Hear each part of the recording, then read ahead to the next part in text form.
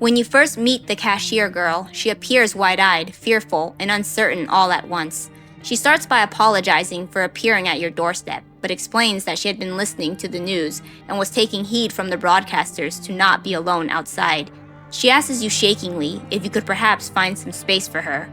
You ask her who she is first, and she tells you that she was the cashier in the city.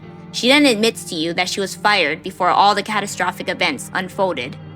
Now, all she was trying to do was simply survive in spite of the visitors and the overheating sun. To you, she looked like nothing but a vulnerable young adult, harmless and trying to find her own path. Understanding that she had been dealt a bad hand and not wanting to add to it, you let her in. Her facial expression lights up immediately, and for once, she looks hopeful. The next morning, you find the cashier girl huddled in the closet with her knees drawn close. She resembled almost a small child. You ask her how she did lose her house. She tells you from the floor of the closet that after having gotten fired, she had wanted to go home, climb into her bed, and cry her eyes out.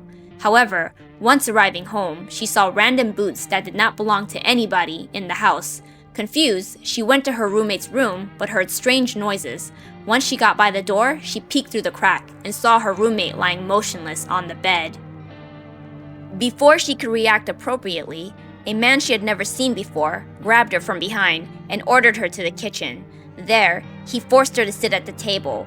A second man had come around the corner and had blocked the exit. She described him as both talking loudly as if she wasn't there. Then, they suddenly turned towards her and both began to touch her. I couldn't breathe. My heart felt like it was about to explode out of my chest.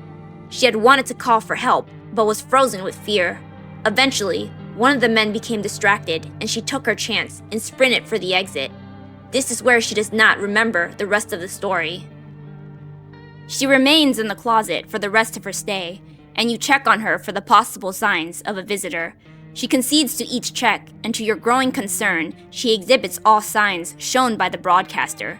You do not share your suspicions at first, but to your surprise, the cashier girl does. With every visit, she becomes more restless and unhinged. Finally, when you go to meet her once more, she is no longer the person you first met. Her eyes had a faraway glaze, and her face now had a permanent but deliriously joyful expression as she screamed relentlessly. The visitors! They're coming for us! Visitor! Human! What's the difference? We're all the same when we're dead! You realize you are left with no choice but to put the cashier girl out of her misery.